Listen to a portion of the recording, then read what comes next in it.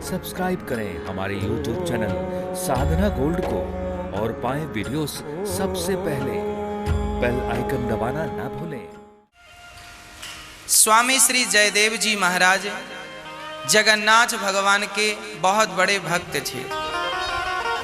बंगाल में इनका जन्म हुआ। बंगाल से ये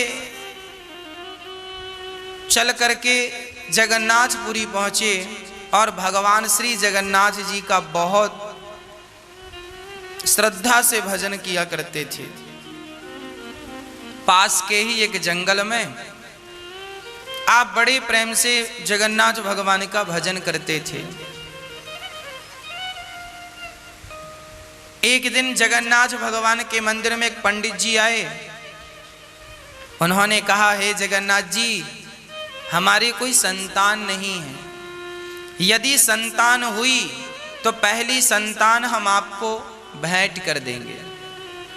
संयोगवश जगन्नाथ भगवान की कृपा से पंडित जी के घर समय पर एक बेटी का जन्म हुआ। बेटी के बाद फिर बेटा भी हुआ।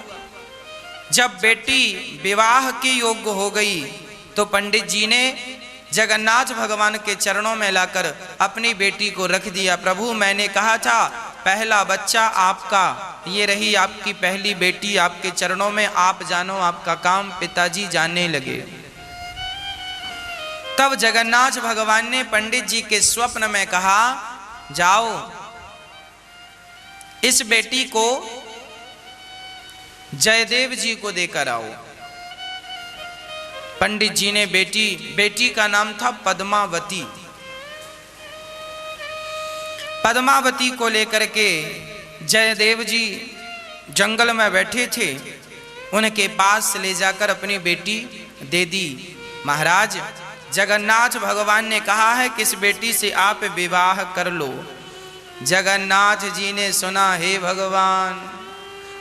जयदेव जी ने कहा, हे भगवान, हम तो बाबा जी हैं, भगवान का चिंतन कर रहे हैं और आप हमें गृहस्थी में उलझाना चाहते हैं। हमें ये गृहस्थी का चक्र नहीं चलाना। आप अपनी बेटी को लो और जाओ। पंडित जी बोले, भगवान जगन्नाथ जी का आदेश है। अब जयदेव जी संकट में पड़ गए। जगन्नाथ जी का आदेश है, अब पालन करें। तो गृहस्थी और गृहस्थ आदमी फिर, और जयदेव जी ऐसे थे कि एक वृक्ष के नीचे रात गुजार लेते थे तो उस वृक्ष के नीचे दूसरी रात कभी नहीं गुजारते थे। अर्थात चलते फिरते संत थे। संत सुखी विचरंत मही। संत वही है जो विचरण करता हो। स्थिर होने से गंगा का पानी भी ठहर जाए तो गंदा हो जाता है, और बहाव में बहता रहे तो शुद्ध रहता है। बहने वाला व्यक्ति शुद्ध होता है, ठहरने वाला व्यक्ति शुद्ध नहीं होता। इसलिए पुराने संत आपने देखा होगा चलते ही रहा करते थे। आज यहाँ कल वहाँ, आज यहाँ। संत सुखी विचरंत मही। मही अर्थात पृथ्वी। पृथ्वी में विचरण करने वाले संत बहुत सुखी हैं। जयदेव जी भी विचरण करते थे। अचानक शादी का प्रस्ताव आया। भगवान की कृपा हुई। अब ठुकराएं कैसे? चलो, जो भगवान की इच्छा, उन्होंने विवाह कर लिया। जब विवाह किया तो जो पद्मावती थी वो भी परम भक्त थी। भगवान की ही तो प्रदान की हुई पुत्री थी ना। बहुत प्रेम करती थी भगवान से। बड़ी सती सावित्री की तरह पतिव्रता नारी। दोनों का विवाह संपन्न हुआ। अब संत जी संत वेश से गृहस्थ में प्रवेश कर गए। स्वामी श्री जयदेव जी बड़े प्रेम से अपने जीवन का निर्वहन करने लगे। जो हरि इच्छा से मिल जाए उसी को खाकर अपना जीवन यापन करने लगे।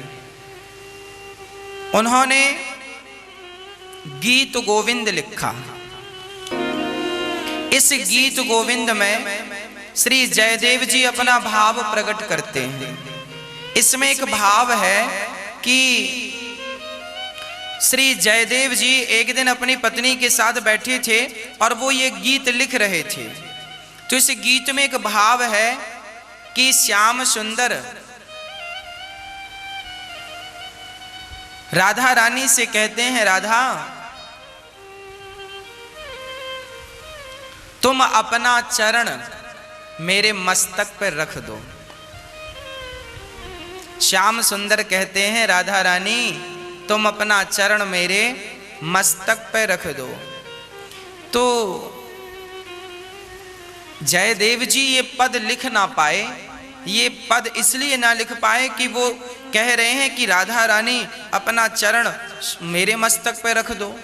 तो जयदेव जी को बड़ी लज्जा आई कि राधा रानी तो उनकी प्रेमी है और वो भला क्यों अपना चरण रखेंगे माथे पर। उनके भाव था कि राधा रानी, श्याम सुंदर कह रहे हैं कि आप इतनी प्रेमी हो कि आप अपना चरण मेरे मस्तक पर रख दोगी ना तो मेरे हृदय में भी तुम्हारे जैसा प्रेम जाग जाएगा।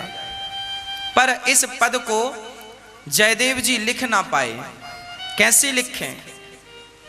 उसी समय जयदेव जी ने कहा, अभी तब तक पद्मावती ने कहा भोजन तैयार है, भोजन कर लो। जयदेव जी बोले मैं स्नान करके आता हूं।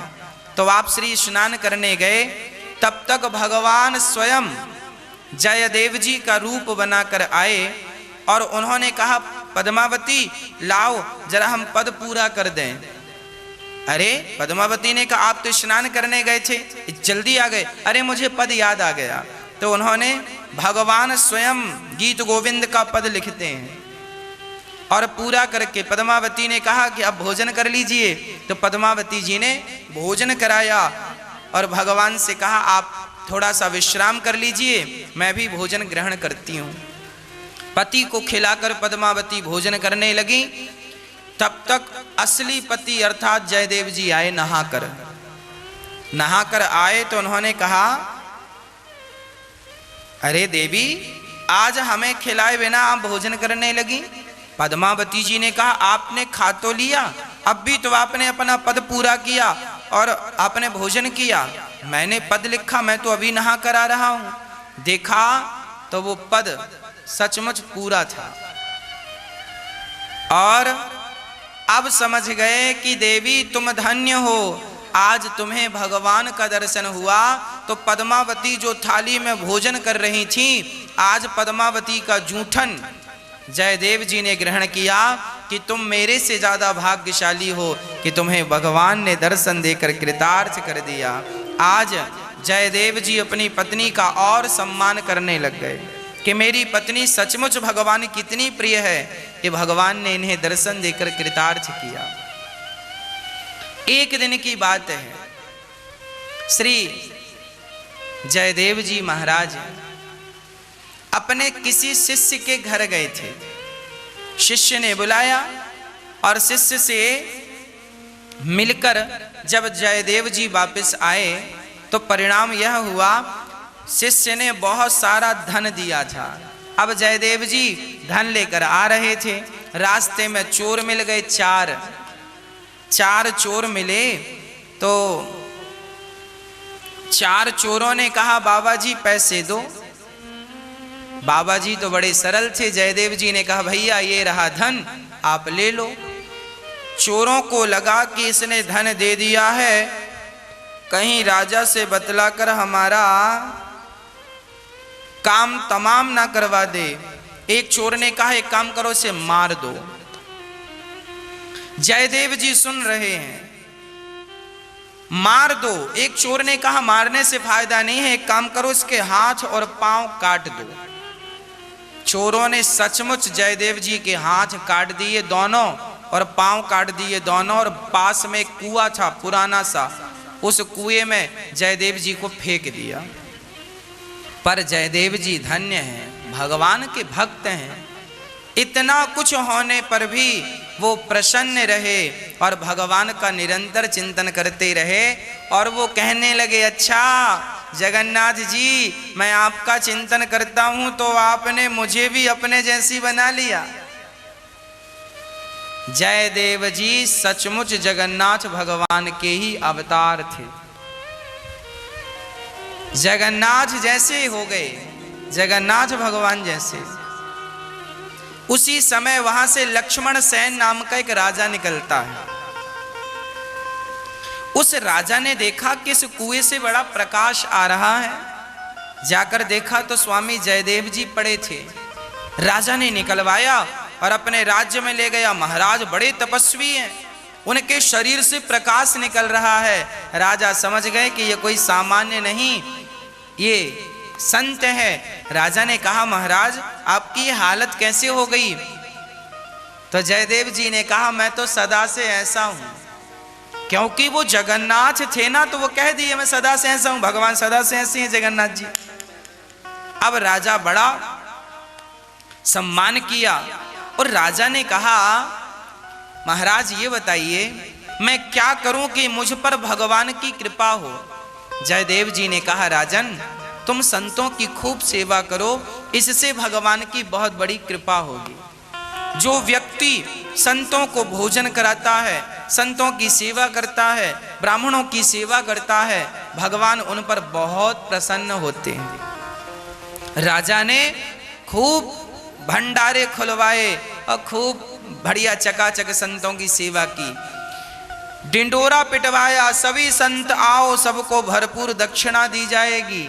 अच्छा वो चोर लोग जो थे ना, उन्होंने भी सुना कि राजा ने अपना भंडार खोला है, जो जाएगा दक्षिणा मिलेगी। तो चोरों ने बाबा जी का रूप बनाया, बढ़िया कपड़े पहने, तिलक विलक लगाया, कंठी और माला ली और राजा के द्वार पे आए।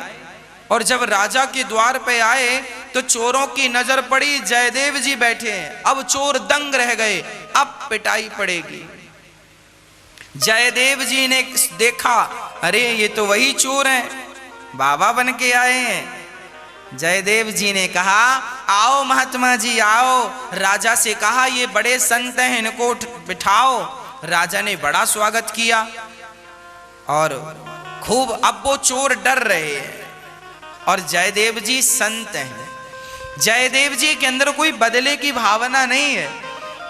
वो तो चोरों का सम्मान नहीं, संत रूप का सम्मान कर रहे हैं। चोर ही संत रूप में हो तो भी संत का तिरस्कार नहीं, रोटी तो देनी ही चाहिए। क्या माता सीता को नहीं पता था कि ये रावण है?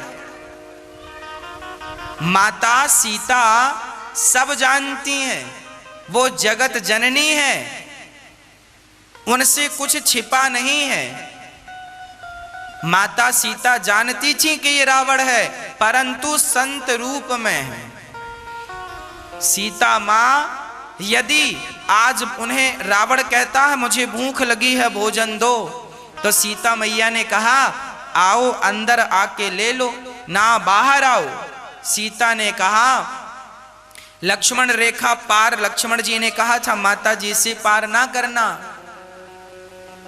तब सीता जी ने मन में विचार किया कि ये साधु रूप में रावण है, ये तो अंदर आ नहीं सकता, और यदि मैं बाहर गई तो मुझ में संकट आ जाएगा।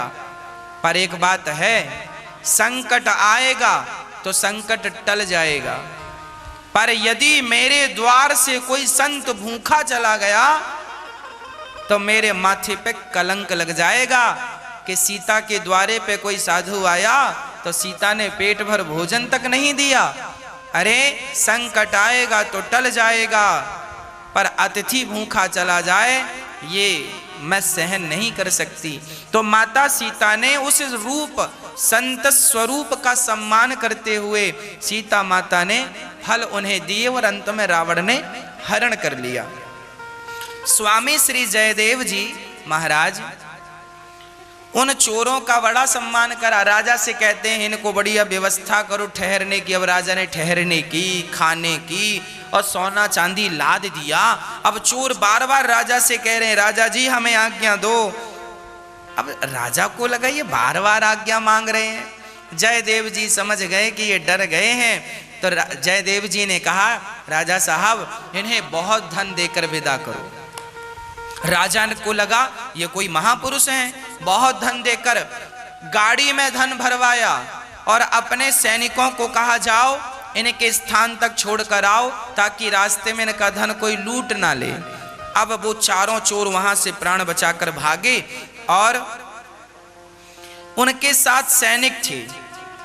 तो एक जगह रुके सब लोग। तो सैनिकों ने साधुओं से कहा, चोरों से कहा, बाबा जी, संत जी, राजा जी के पास तो बहुत संत आते हैं, पर जैसी सेवा आपकी उन्होंने की ऐसी आज तक किसी की नहीं की। और जयदेव जी बड़े संत हैं, उन्होंने तो आपका बड़ा सम्मान किया है, आपका क्या रिश्ता है जयदेव जी से? तो चोरों ने कहानी बना दी। चोरों ने कहा कि ये जो जयदेव जी है ना, हम लोग बहुत पहले एक ही जगह पे काम करते थे। तो ये जयदेव जी जो थे ना, इन्होंने वहां पे काम करते करते उस व्यक्ति की चोरी कर ली और ये पकड़े गए। तो राजा ने कहा कि इनको मार डालो। तो हम लोगों ने मारा नहीं, बस हाथ पांव काट दिया। तब से जयदेव जी हमारा बड़ा एहसान मानते हैं। देखो, चोरों ने झूठी कहानी बनाई, एक अच्छे संत का अनादर किया, जबकि उनके अंदर इतना सा कपट नहीं था। वो चाहते तो इन्हें मरवा डालते, पर संत हृदय नवनीत समाना, मक्खन की तरह संत का हृदय होता है। भला वो क्यों मरवाते? जयदेव जी ने तो कोई जवाब नहीं दिया, परंतु इन्होंने जब झूठी कहानी बनाई तो इनके अपराध को पृथ्वी माता सहन ना कर पाई और पृथ्वी फट गई और वो चारों चोर पृथ्वी में समा गए, समाप्त हो गए। अब वो सैनिक भागते भागते आए, राजा साहब वो पृथ्वी फट गई और वो समा गए। तब राजा ने कहा, महाराज वो कौन थे? तब जयदेव जी ने कहा, महाराज वो चोर थे, उन्होंने मेरे ये हाथ पांव काटे हैं। मैं बताना नहीं चाहता, पर फिर भी उन्होंने अपराध किया तो पृथ्वी फट गई और समा गए। जयदेव जी ने उनके लिए भगवान से प्रार्थना की, हे प्रभु आपने क्यों उन्हें मार डाला? उन्होंने जैसे ही हाथ जोड़ने का प्रयास किया, अपने आप स्वामी जयदेव जी के हाथ और पांव भगवान ने वापस कर दिए, उनके हाथ ज्यों की त्यों हो गए। इस कथा का अर्थ क्या निकला? अर्थ यही निकला कि कोई हम पर अत्याचार करे, फिर भी हमें भगवान से ही प्रार्थना करनी चाहिए कि हे प्रभु उनका मंगल हो, उनका कल्याण हो। आप किसी का कुछ मत बिगाड़िए, आपका कोई कुछ नहीं बिगाड़ सकता। हाथ वापस आ गए। अच्छा, एक दिन क्या हुआ, राजा की रानी और जयदेव जी की पत्नी ये दोनों आपस में सत्संग किया करती थी। जयदेव जी की पत्नी पद्मावती ये सत्संग सुनाती थी, उनको कथा सुनाती थी। एक दिन ये बैठी कथा में और रानी को दासियों ने खबर दी, महारानी जी आपके भाई दो थे, दोनों मर गए और दोनों की पत्नियां उनके लिए सती हो गईं। अब रानी रोने लगी और रोती रोती पद्मावती जी से कहे, देखो हमारी भाभियां कितनी अच्छी थीं, हमारे भाई मरे तो वो सती हो गईं। तो पद्मावती जी ने कहा, ये कौन सी बड़ी बात है, ये कोई प्रेम नहीं है। अरे रानी को बड़ा बुरा लगा, हमारी भाभियां सती हो गईं और ये कह रही हैं कोई प्रेम नहीं है। तो आप ही बताओ प्रेम क्या है? पद्मावती जी ने कहा, रानी जी पति चले गए, ये बात सुनते ही प्रेमिका के प्राण निकल जाएं, यही प्रेम है। ये सुनकर भी जिंदा हो कि मेरा पति मर गया, ये सुनकर भी जिंदा हो कि मेरा प्रेमी मर गया, और ये सुनकर भी जिंदा हो प्राण तुम्हारे नहीं निकले, तो प्रेम कैसा है ये? अब रानी को तो बड़ी गुस्सा आई मन में कि ये कैसी है। अब रानी ने एक षड्यंत्र रचा। रानी ने 4-6 दिन बाद अपनी दासियों को पाठ पढ़ाया कि कह देना कि जयदेव जी मर गए। जरा हम देखें, रानी परीक्षा लेनी चाहिए कि देखें कि तुम कैसा प्यार करती हो, तुम सच्ची पतिव्रता हो या नहीं। तो उन्होंने अपनी दासियों को पढ़ाया कि तुम कह देना कि जयदेव जी मर गए। तभी रानी की दासी आई, रानी जी क्या हुआ? बोले जयदेव जी का शरीर शांत हो गया, पूरा हो गया। अब रानी रोने लगी, वहां जितनी बैठी सब, पर पद्मावती मुस्कुरा रही है। पद्मावती जी ने कहा, रानी जी आपको रोने की जरूरत नहीं है, हमारे पति को कुछ नहीं हुआ। पद्मावती कोई सामान्य स्त्री थोड़ी थी, पर पद्मावती जी समझ गई कि ये रानी मेरी परीक्षा ले रही है। 1 महीने बाद इसने फिर षड्यंत्र रचा। इसने फिर कह दिया कि सुनो, दासी आई, बोले ओ जयदेव जी शरीर शांत हो गया, जयदेव जी का पूरा हो गया शरीर। जैसे ही पद्मावती जी ने सुना कि मेरे पति नहीं रहे, उसी क्षण पद्मावती जी ने सचमुच रानी के देखते देखते अपना शरीर छोड़ दिया और पद्मावती जी चली गई। जब ये बात राजा को पता चली, राजा जी आए, जयदेव जी आए। राजा बहुत रोए, अपनी पत्नी को डांटा। एक छोटी सी गलती के कारण, अपनी गलती के कारण देख मां गुरु माता चली गई। अब राजा बोले, हे गुरुजी मैंने अपराध किया है, मैं भी मर जाऊंगा। अब राजा अपना प्राण त्यागने लगे। तब जयदेव जी ने समझाया, कोई बात नहीं, मेरी पत्नी की आयु इतनी थी, चली गई, आप मत रोइए। राजा बोला, ना गुरुजी, मेरी पत्नी की गलती के कारण आपकी पत्नी का शरीर पूरा हुआ है, इसके अपराध के कारण। अब बहुत रोए राजा, बोले मैं मर जाऊंगा, मर जाऊंगा। तब जयदेव जी को लगा राजा के प्राण तब बचेंगे जब मेरी पत्नी जिंदा होगी। तो स्वामी जयदेव जी उन्होंने अपनी पत्नी का हाथ पकड़ा और हाथ पकड़कर खींचते हुए कहा, अरे पद्मावती कितना सोओगी, उठो। जैसे हाथ पकड़ के खींचा, पद्मावती उठकर बैठ गई। भागवत कृपा ऐसी है कि संत मरे हुए को भी जीवित करने की शक्ति रखते हैं। ऐसे जयदेव जी महाराज को देखकर राजा ने वैराग्य लेकर उनकी सेवा करके अपना कल्याण किया।